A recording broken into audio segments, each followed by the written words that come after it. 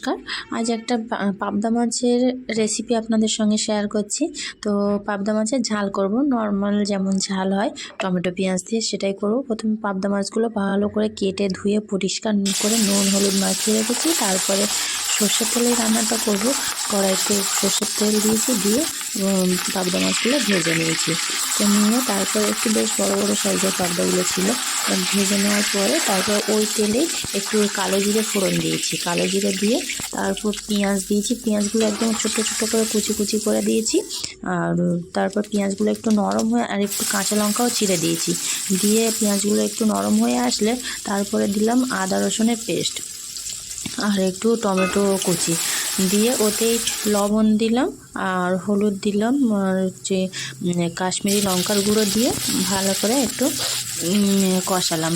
আর একটু জিরে ধনের গুঁড়োও দিলাম সঙ্গে, দিয়ে একটু জল দিলাম, দিয়ে ভালো করে কষিয়ে নিলাম মশলাটাকে।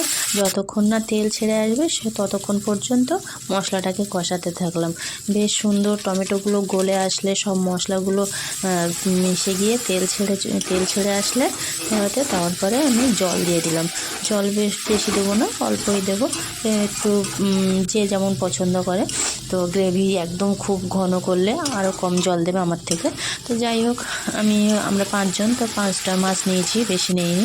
আমাদের বেশি মাছ কেউ খেতে চায় না, তো সবাই একটা করেই খাবে।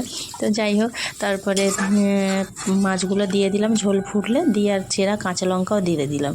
দিয়ে তারপর ঝোল ভালো করে ফুটে গেলে একটু নামানোর আগে ধনেপাতা ছড়িয়ে দিলাম, দিয়ে নামিয়ে নিলাম। গরম মশলা দিইনি, কারণ শীতকালে সিজনে ধনেপাতাটাই ইউজ করি।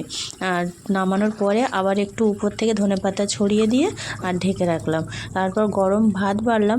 ভাত বেড়ে আগেই আমার হাজব্যান্ডকে বললাম, তুমি একটু টেস্ট করে দেখো তো কেমন হয়েছে পাবদা মাছটা। সুন্দরবনে গেলাম, সেখানে খেলাম, খুব সুন্দর লাগলো, দেখো তো কেমন হয়েছে। বলছে খুব ভালো হয়েছে, টেস্টি হয়েছে। তো তারপরে আমিও ভাত বেড়ে খেলাম, খেয়ে দেখলাম বেশ ভালো লাগছে, খুব সুন্দর হয়েছে।